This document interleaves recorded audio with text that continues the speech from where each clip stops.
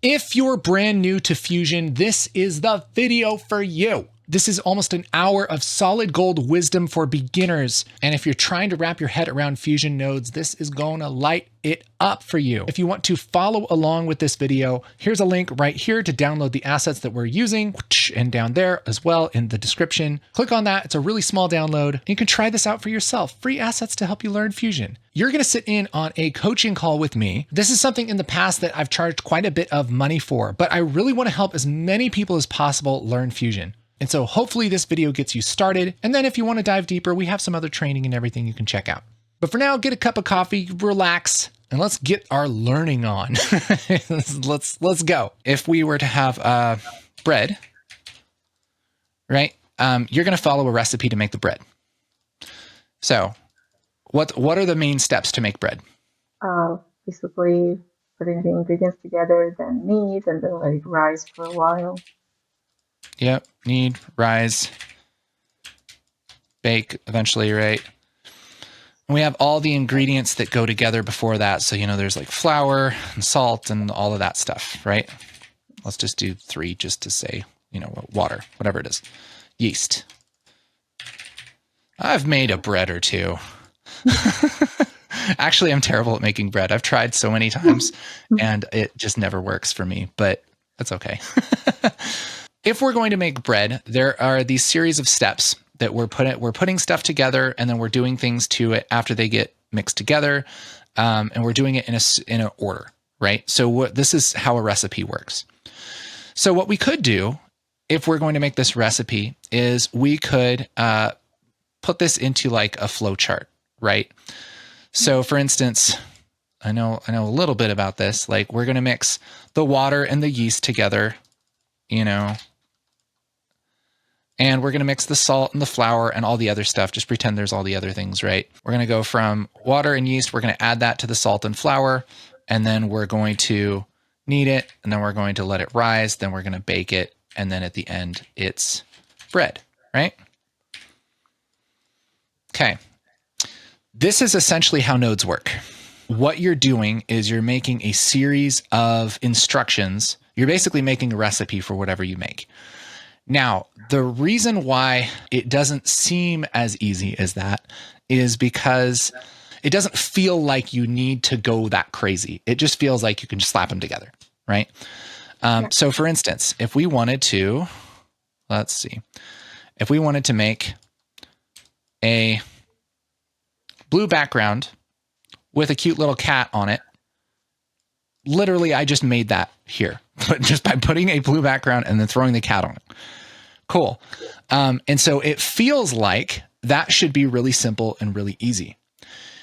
And then you get into Fusion and it's like a million nodes. And you're like, why? Why is this so hard? Either this is dumb or I'm dumb. Have you been there? Yeah.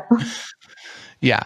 So that's kind of what happens with Fusion. And that's why people get worried about it and why it feels overwhelming. When really this process is simple, and even in Fusion, it's simple. It's just the way you have to think about it is a little bit different. Okay. So instead of, I'm going to draw this blue background and I'm going to put this over it. And then, I'm going to add some text and, cute cat, right? And I'm going to put him here, right? You can do all that in something like Photoshop or whatever. But in Fusion, what you're really doing is you're making a recipe for this. Okay. So to do this same thing, it's instead of grabbing the things and kind of putting them on each other, it's more like make a blue background. That's step 1. Step 2, grab a cat picture. Step 3, put picture on blue background, right? And so you're making this series of steps, and you can kind of think of it as you're telling Fusion how to build it instead of you're building it yourself. That's, I think, helpful for some people, right? So really, each of these steps, you can think about that as a node.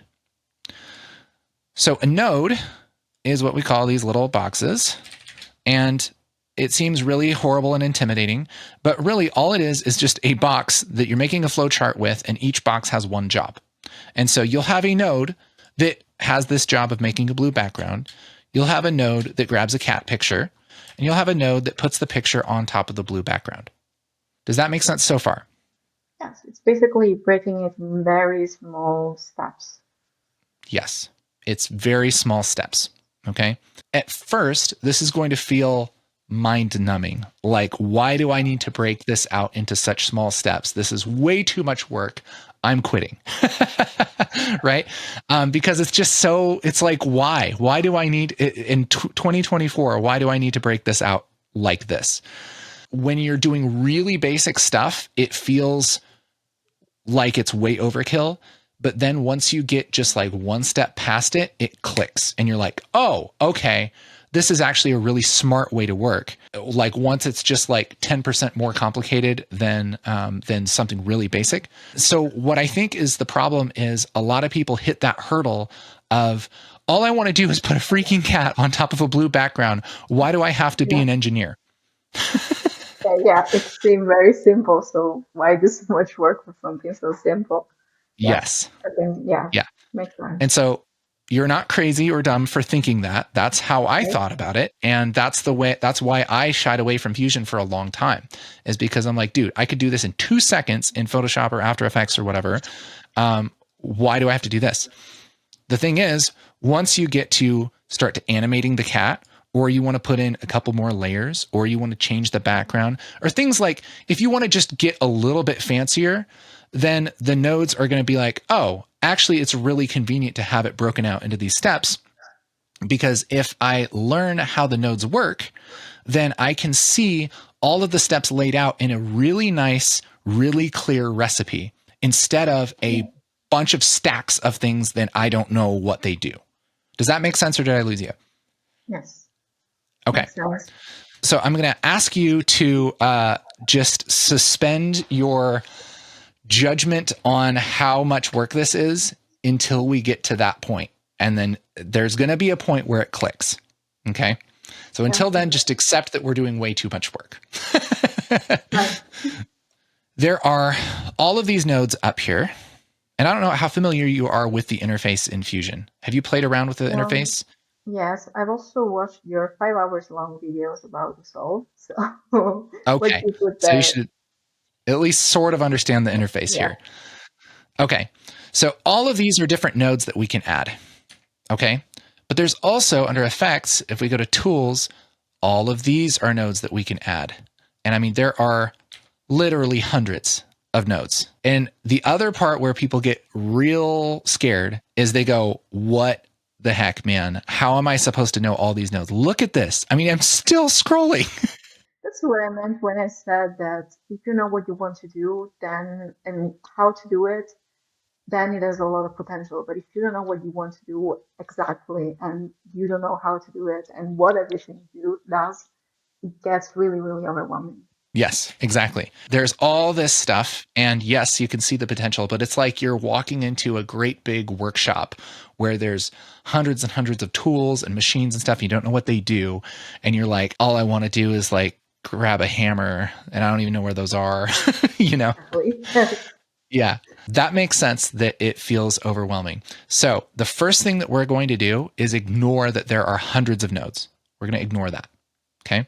Because the real deal is we only need a couple nodes to do so much. Like probably everything you'll ever do in Fusion, you're going to use like 10, maybe 20 nodes, maybe.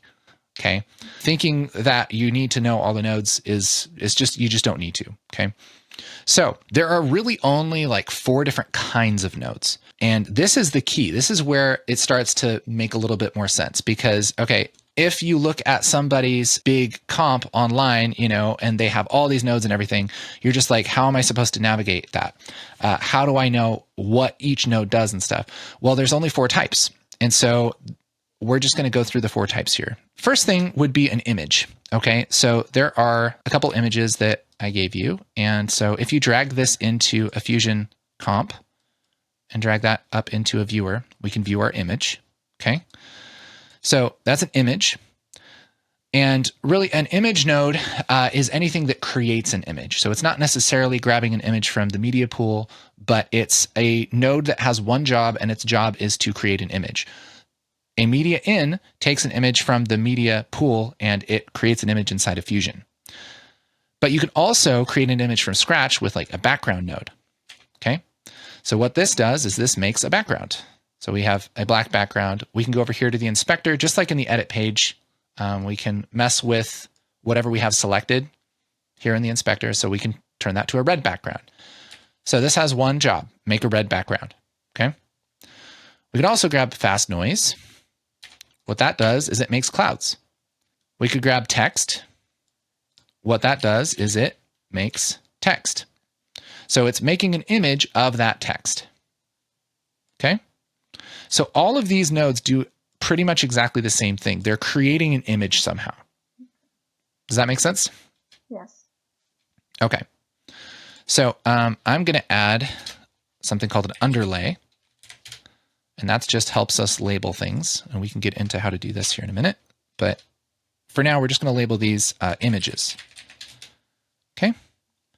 So these are image nodes. They have one job, and that's to make an image. The next kind of node we have would be a effect. So an effect, what that does is that takes an image, one of these things, and it changes it somehow. So a good example of that is a blur. So I can take a blur node, and I can take any of these images. I can take this gray square, and I can drop it onto the blur. And if I hit 2 on the keyboard here, that'll bring up this on the right. I can push up the blur size, and what that does is that blurs the image. Okay.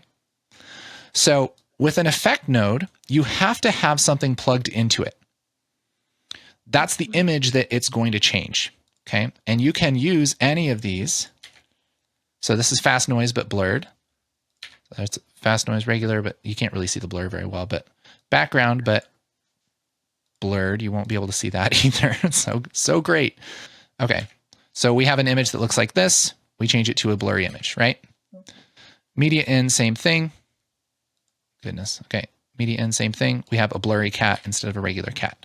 So an effect is anything that you plug an image through that changes an image. Okay.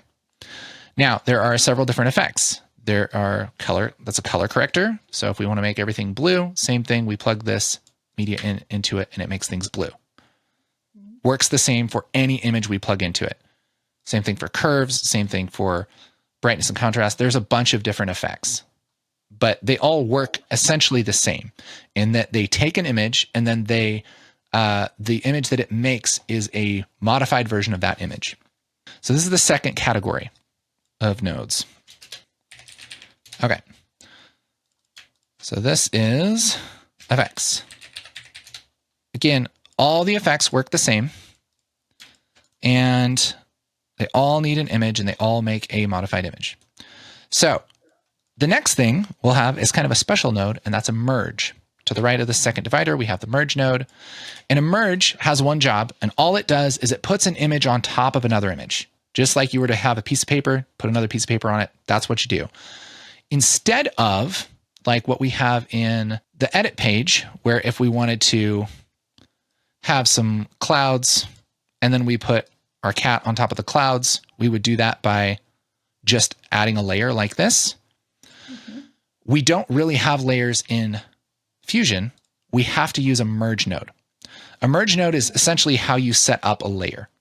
This merge, this has two colors of input arrows. First one is yellow. Second one is green. So the first one is the background. The green one is the foreground. So whatever image you want to be on the first layer in the background, that connects to the yellow. So if we have a background, we'll connect that to. It gets confusing because there's a background node and then there's the background input. But whatever you connect to this is the background. So let's just make this blue. And now we want to put the cat on top of it. Let's take the media in for the cat and plug that into the green input. And look what happens. We have the cat on top. Does that make sense? Yes. Okay. We have images, effects, and we have a merge. Now, there are a few different kinds of merges. It's not really that important that we get into that right now. Again, it's a category of things where there are things that act like a merge, but they're not a merge, but it doesn't really matter. So let's just say merges. Now, each of these nodes has one job. I'm going to repeat it a bunch because it's easy to get confused if you don't remember that, right? Images jobs are to make an image. Effects jobs are to change an image. Merge's job is to put an image over another image. Now, something that people get really hung up on is when they want to change an image, like let's say we want this to be blurry, they think, okay, I'm going to put a blur on this, right? And so like in the edit page, it kind of makes sense because you're like, all right, I want to make this blurry. So you go to effects and you'd find some blur, wherever that stuff is. You'd find a blur of some kind and then you'd drop it on top of it, right? So you think about it in this way of, I'm going to put a blur on this. Yeah, it's like if you would told me to put a blur on something, I would do this. I would think about this, not something else. When I see people come into Fusion with that mindset of, I'm going to put a blur on this, they go, okay, what happens when you put something on something else? Oh, you have to use a merge, right? And so they'll take a blur and they'll say, okay, I have my cat and I want to blur him, so I'm going to put a blur on top of it. And then nothing happens. And they select the blur and they push the blur size up and they're like, what the heck? Why doesn't it work? I did this. Yes. Do you have an idea why that doesn't work? Because merge is used to put an image of an image, of another image. The effects to go between the media node and the merge node at least. Exactly. So if you want this to be blurry, you need to put the image through it. Okay. So we're going to put this through the blur and then into the merge. And guess what? We have what we wanted. Okay. You're already got this. This is like most of it, honestly. Okay. That's the thing is like, there's only a few things you need to know. And then it's just being confident enough to like dive into it. Right. So this blur is blurring this image because we're running the image through it. Okay. We don't put a blur on top of an image. The only thing we put on top of an image is another image, right? So if we wanted this to be blurry, but on top of our blue background, we could take our background, wherever the heck that is. We can plug our background into the yellow input of the merge. That's the background of the merge. The cat into the foreground. And if we want the cat to be blurry, we'll put the cat into the blur first, and then put that into the foreground of the merge. So we have a blurry cat on top of a non-blurry blue background. The other thing that works a lot like an effect is a transform node. So this fifth icon over here in these nodes is a transform. Grab this and drag this in like this. And this is technically an effect, but you wouldn't think of it as an effect because it's not like a blur or like a distortion or anything like that. What you're doing is you're sizing things, moving things around, turning things, flipping things, that kind of thing. This is where people get hung up a little bit, is because you don't think of putting something through an effect in order to change its size. You just think that something should be a certain size or not, right? Because we're used to, again, on the edit page or in other apps, to be able to just select it and then change its size, right? Yeah. That makes sense. I'm going to take this blur off because get out of here, blur. Okay. And so we think like, okay, a size should just be the property of something. But in Fusion, it's an effect. It may seem more complicated to do it that way. And you're like, why can't I just grab this and resize it? That seems dumb. Everything is broken out into little steps. And when you break it out into little steps, it's easier to tell what the heck is going on when you look at as something that's complicated. So that's why it's broken out into steps. So if we want this to be smaller on screen, we run it through a transform, and then we can take the size down, and we're resizing it and repositioning it and everything before we put it over the background. What's cool about this is that any node I can turn off or on, and I can see what it's doing. So I can switch this little switch, and that's the difference that that transform is making. If I want to do something crazy, like I want to scale it down and then I want to rotate it and I want to do like 5 different things to it, I could do that all in this transform like this, flip it and all that. Or I could just scale it down in a transform, and then I could run it through another transform and rotate it and run it through another transform and do something else if I wanted to. And you kind of breaking it out into the different jobs that you want it to do. And you don't have to do that, but it's really nice because you could rename this size and scale. I can definitely spell, and rotation. And now I can look at this and go, okay, what does this look like if I didn't size it? Okay, looks like that. What about if I didn't rotate it? Okay, looks like that. If I didn't position it, right? And so you're building this in a modular way to where you can turn on or off any little piece and you can see everything that you've done in this little flowchart. Oh, it makes sense a lot. Also because if I remember correctly, in the edit page, there's a little command under the viewer that is called transform, and it is to move in size and also move the focus Yeah. point of the image. Yeah, exactly. Like, look at this. This is in the properties of the image, but it's under a category called transform. And you can kind of do the same thing, right?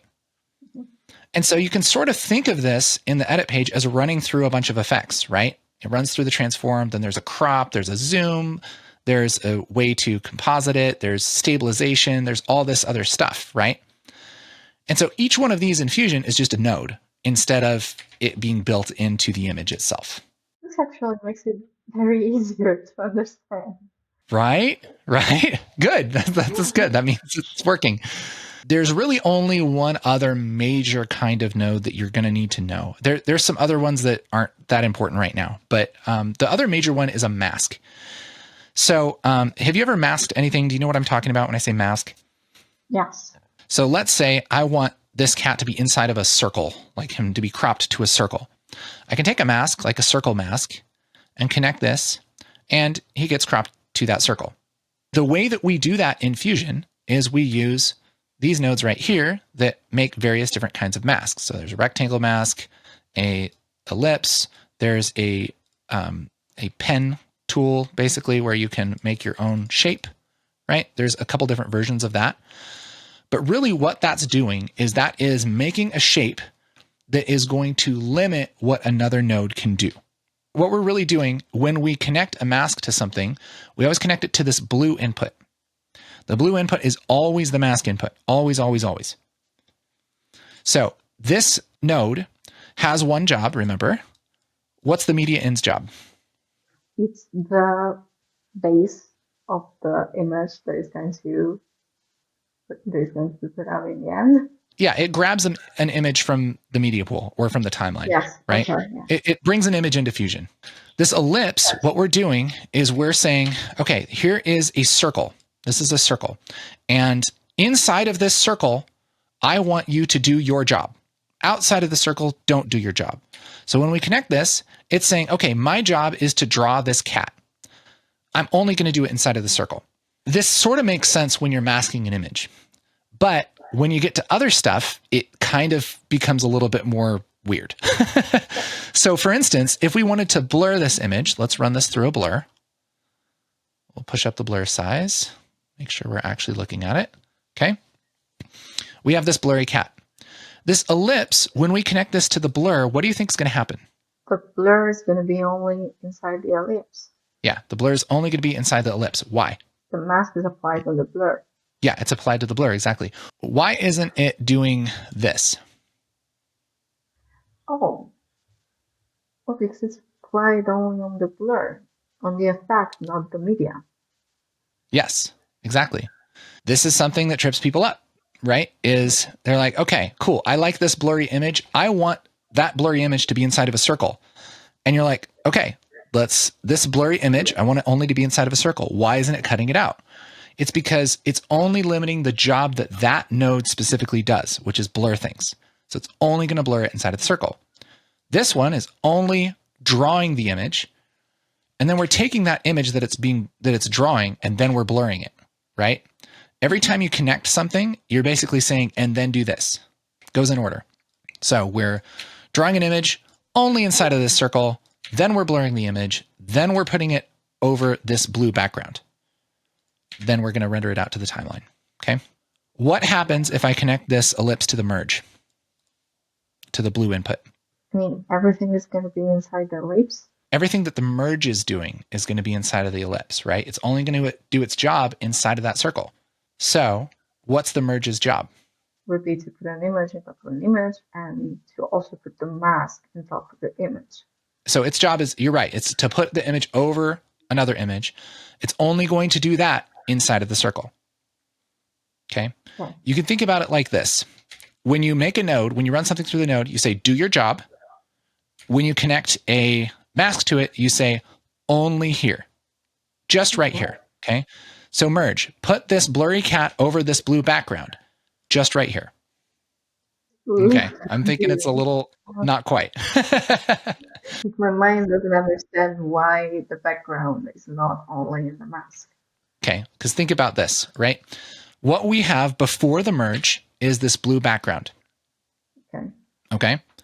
What we're telling the merge to do, let's see, if we just run this through the merge without any foreground, what that's doing, this is where it gets really exciting, is when you know what the nodes do, you can read the nodes just like you would read a sentence. It's like you're writing a story, right?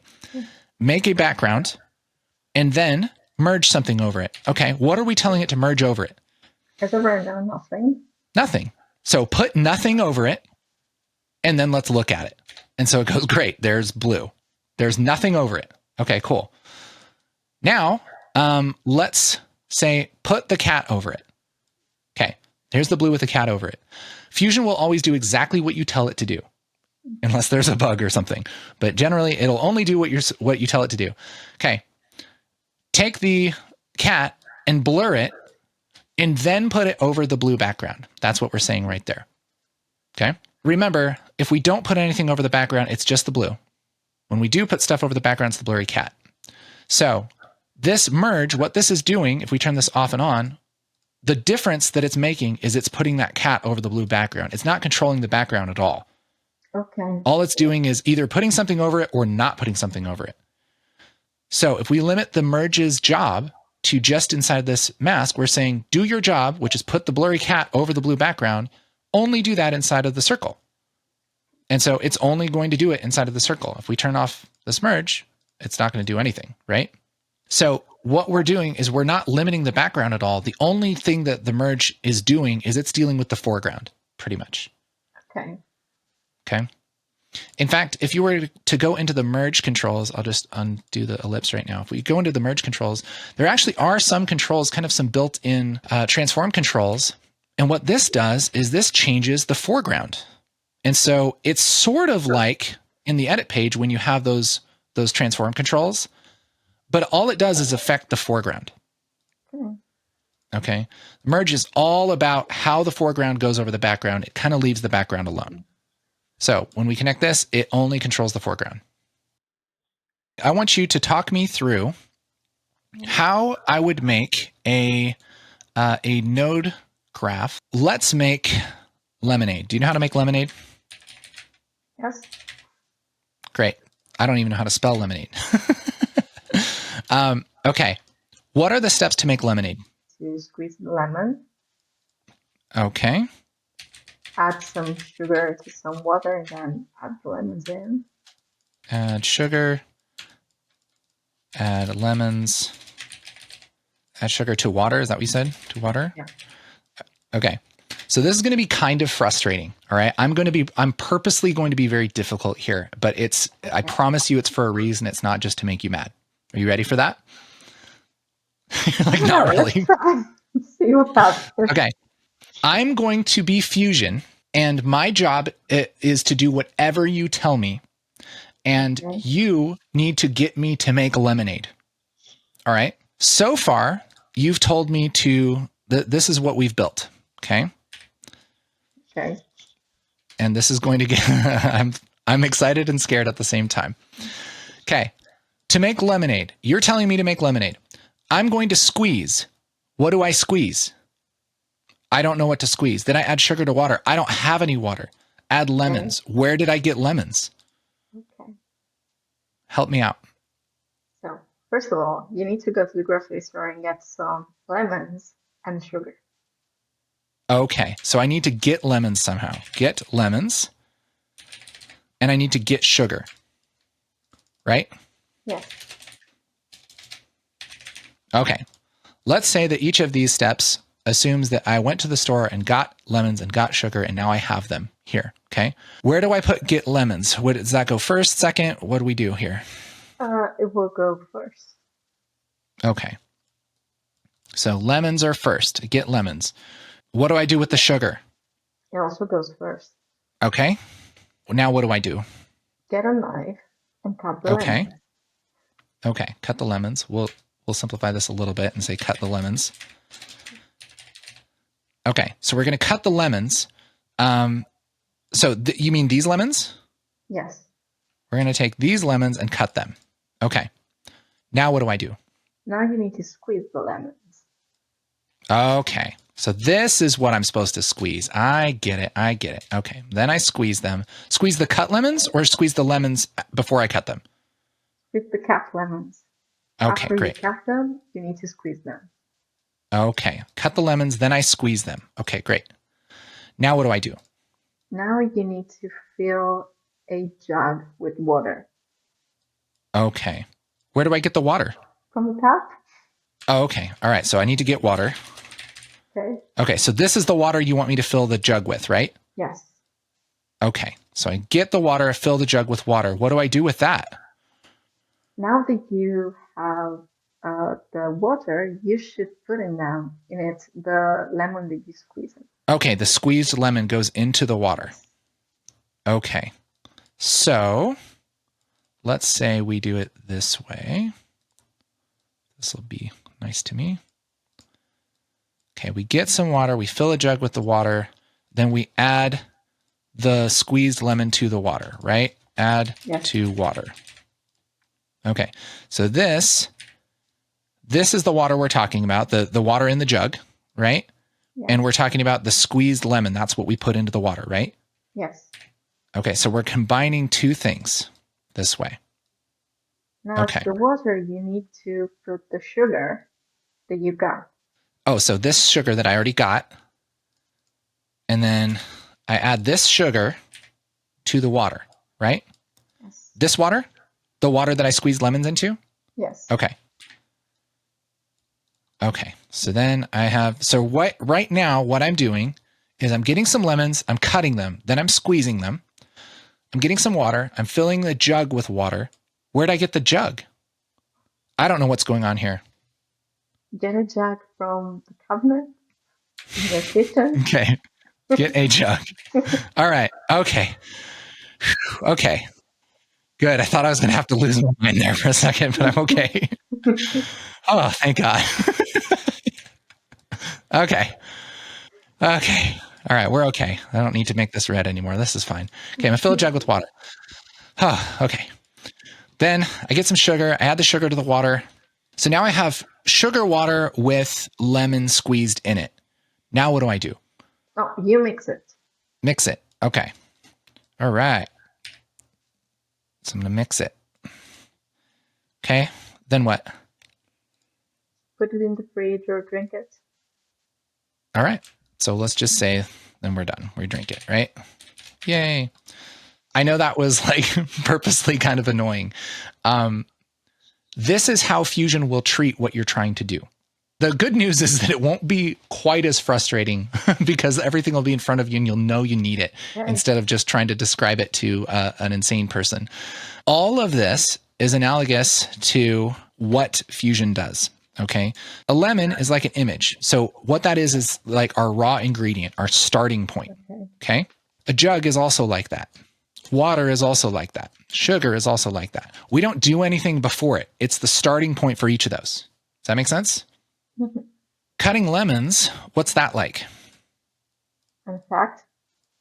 It's like an effect. That's right. It's like an effect. Okay. Squeezing is an effect. Filling a jug with water is not an effect. Adding sugar, mixing is an effect. Okay. What about this? Filling a jug with water, adding to water, adding sugar to water. What's that like? Those are metronomes. No. Merges. Yep. You're getting it. You're getting it. See, this isn't that hard. Merge, merge, merge. Okay. And this is media out. You're done. Okay. So anything that you're doing in Fusion is built up out of these things. It's images, effects, merges, that kind of thing. The only thing we didn't cover was a mask, which again, if we were going to say add sugar to part of the water, that if we could do that, that would be a mask, right? Add this to part of the water, fill a jug partially with water. Let's say we could say halfway, right? This could be like a mask. Make this blue. It's fancy, okay? This right here, even though it's kind of annoying and doesn't feel like we're actually working in Fusion, this is almost the entirety of understanding how Fusion works. If you can understand this, then you can kind of build things in Fusion and you can sort of guess what goes next and it will work because you are thinking about things in the right way. You're thinking about them in the way that Fusion thinks about them. Does that make sense? So everything needs to be kind of broken up in this way. If you do it, Fusion will do exactly what you tell it to, right? If you say, add sugar to water, but you don't tell it any sugar, it's going to turn this node red and it's going to get mad at you. And it's going to say, I don't know what sugar is. And then you're like, obviously you know what sugar is, but you didn't tell it. It can't read your mind. Okay. So this is what happens. This is why people get frustrated is because they don't know that they need to spell it out like Fusion's a baby who's never like an alien who's never seen anything before. It's like right? explaining something to a toddler. So. Yes. Yeah. I get that a lot when people talk to me. Yeah. It's a lot of that. It's like, this guy's insane. Okay. The great thing is you already know how to do most things you want to do in Fusion at this point. Okay. Just because it's all the same thing over and over again. The only difference is that there are specific things like, okay, when you grab a blur, it's an effect node, but there are certain sliders in here that do different things that are different between a blur and a color corrector, right? So there is a little bit of learning what each of the common nodes kind of do, but the way that you put them together and the way that you kind of build your composition is always the same. So let's make a composition here. We're going to do kind of the same thing that we just did with the, where's my media out? I must have deleted that. That's too bad. By the way, if you ever delete a media out, you can always add it back in. Sure.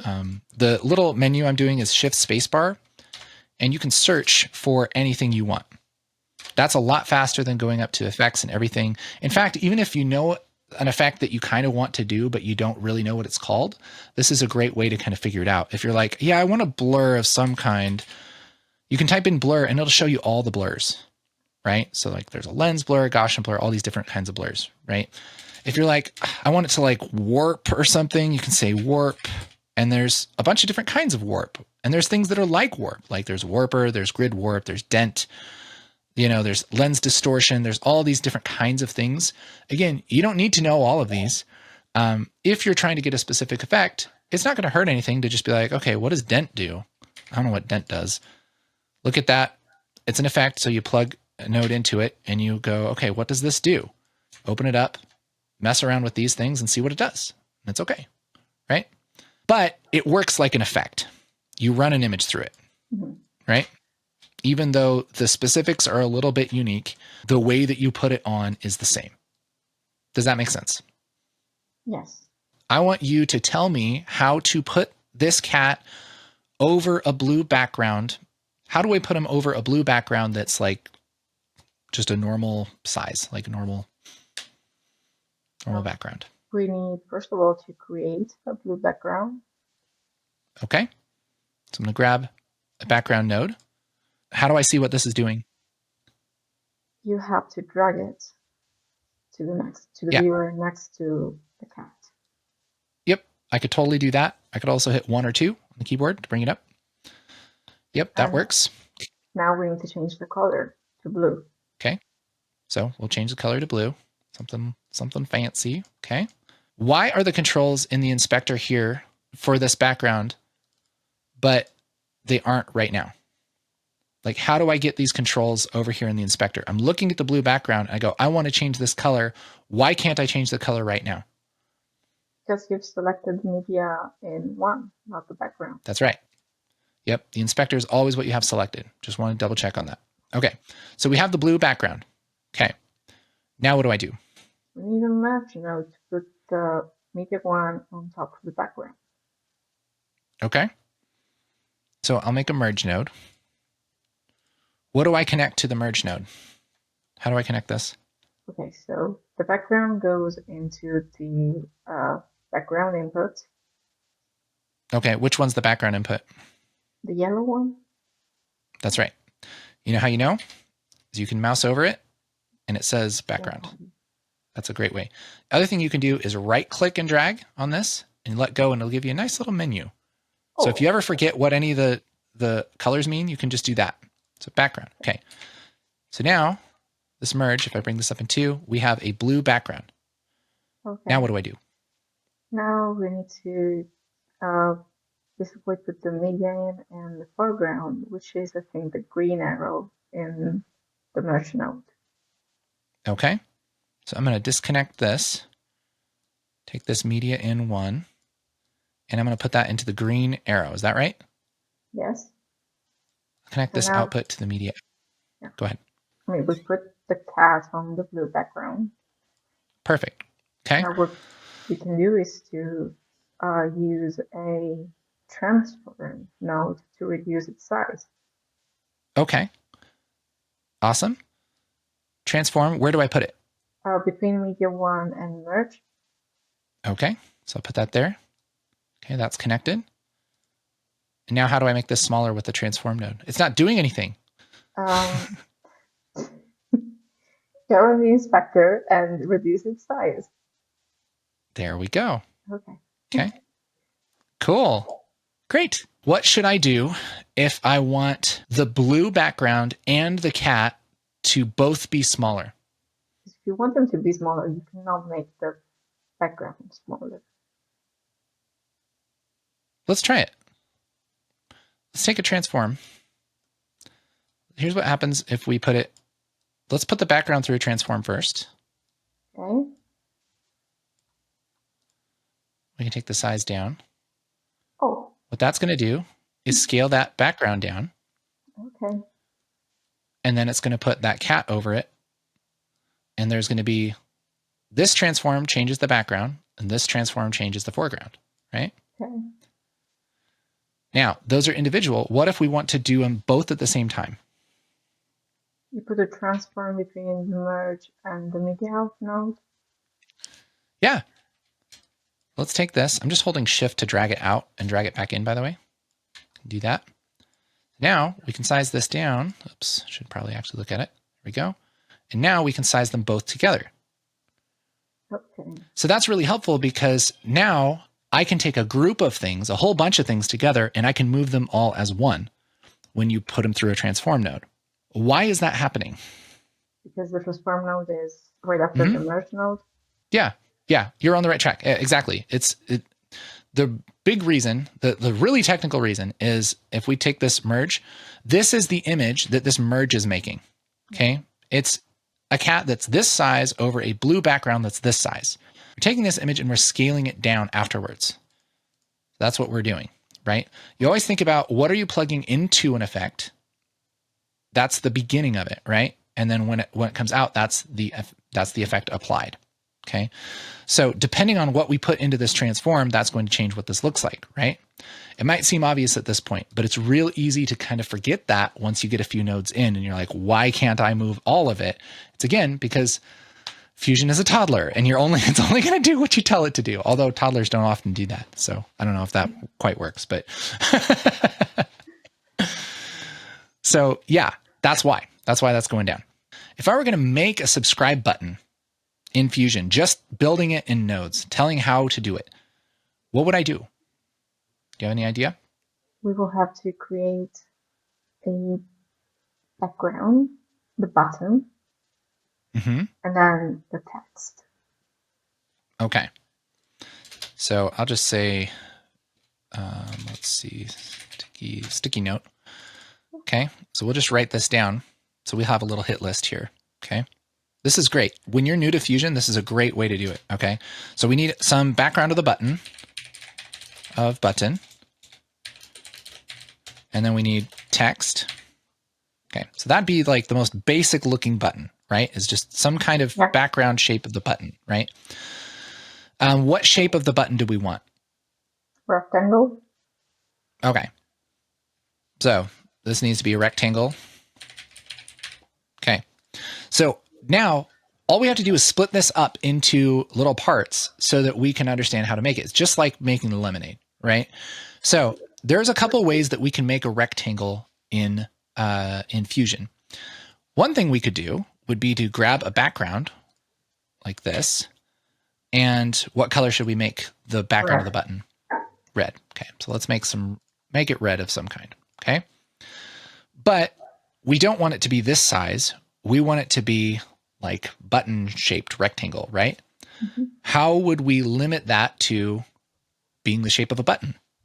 Can change the shape of the background size.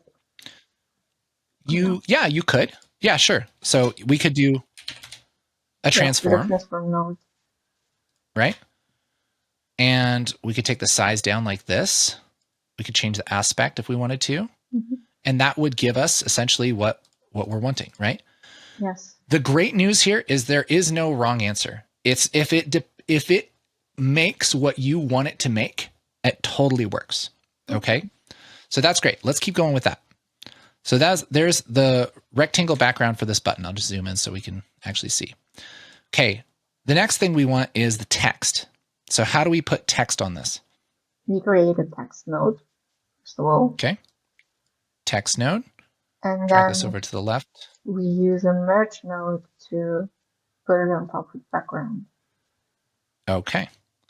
So here's a merge node. We'll plug this into the background. We'll put the text into the foreground. Take this merge. Why isn't there text on it? Because we haven't written text on it. There you go. Okay. So subscribe. Great. Okay. So now we've built this background with the subscribe text. And look at that. That's a button. Okay. Now, we could make it better. There's other ways we can mess with it. But what's great is now we have this group of nodes. This is the instructions on how to draw that button. What we've done is we've made our own little image right here inside of Fusion, which is really cool. Okay. You can think of this just like you would think of a media in node or an image or something. In fact, if you wanted to, you could select all of this and hit Control G and group it. So it just looks nice and tidy, right? And we could rename this subscribe button, sub button, right? We could take this sub button and plug this into the input of the transform. And look at that. Okay. And guess what? It animates too. Oh. Now, why does that animate when we didn't just animate that subscribe button? What the heck is going on? We didn't tell it to do that, did we? So the animation is in the transform mode. No. Yeah, the animation's in the transform node. So here's what's really cool about having everything broken out into these nodes is you can switch out nodes. Okay. So if we want to change this out, like, okay, so we have our sub button here, and let's make this background green or whatever, right? So we have a green sub button. We can plug that in. We have this green subscribe. Everything's working. Or we can have a red sub button. You can switch those out really easily. Okay. But we haven't messed with any of this other stuff. Okay. So that's what's really cool about having this all broken out is we can switch things out like this. And if, like, for instance, on the edit page, let's just go back to here. On the edit page, if we had this animation for this cat, right, let's say, and we were to kind of do the same thing. Let's just move this over here. If we were to do the same thing and have it animate starting down here, and then he comes up like this, we have this animation, right, for our cat. If we want to switch this out with something else, we go, okay, actually, I don't want this cat. I want, some other thing, right? Mm-hmm. And we got rid of the cat. That animation is gone because Okay. it's attached to the cat. But in Fusion, it's not. It's broken out into its own thing. And so we can plug it into the animation, plug it in, and it can have, it's all modular. It has, you can do 20 different effects and have it, ripple down into 500 different things. And you just switch out one little part. And it's really, really flexible to be able to change things and make things and everything. And at any point, if you're like, gosh, why is it doing that? Well, you could open this up and you can look at all of the nodes and say, okay, well, I'm drawing the background. I have the sub button here. What's this transform? This has a little icon here that looks like a keyframe thing. What's that about? You go in and say, oh, well, I have keyframes on this. That's why it's moving, right? This is why I'm putting it over this. And then, if you had blur and color correction, all this stuff after it, then it would still work all throughout this flowchart. And if you change something earlier in the flowchart, it just ripples down to everything else. So that's one of the things I really like about Fusion. And this is where I told you there was a point where it seems like it was a lot of work, and now it seems really smart, is because yes, it's a lot of work, but once you understand how things work, it's like, well, it's not actually that much more work than I would have to do before. For instance, like putting something over something else, you still have to drag something over it, but instead you just drag it into a merge, right?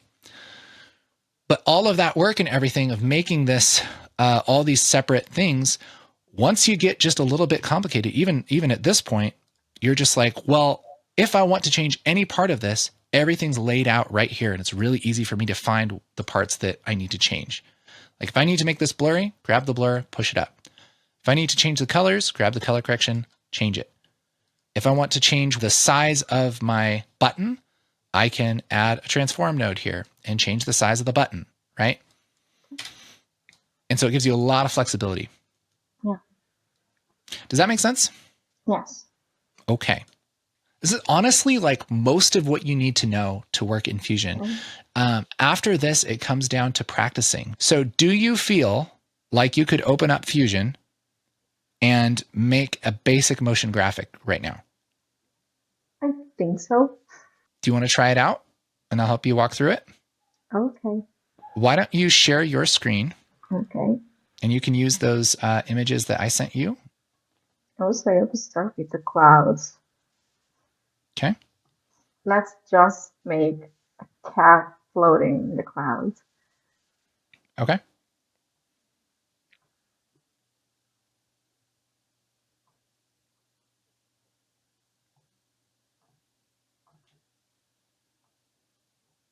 Yeah. You got it. Boom. Cat in the clouds, baby.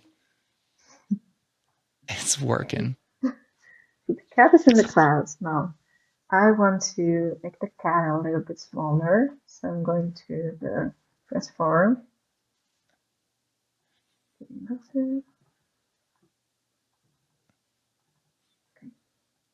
Yeah, right there, when you drag that on, you have to make sure it's yellow and Yeah. blue when you drag it on. Yeah, there you go. And I'm going Very to make the frustrating. size a little smaller. Okay, now I want for it to float. Okay, just grab it. Yes, okay. From here to here, then here, then I'll frame. Do you think it's too much work? I can do it. No, you can do it.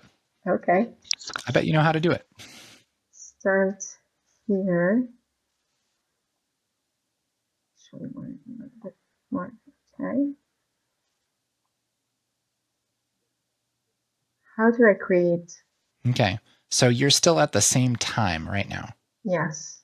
So you're at frame 0, which is Okay. great because you started out fine. Okay. So let's say, no, wait. Yeah, that's right. You're doing great. Okay. Yep. Now I'm moving to 40. And now to 65. Great. Yes.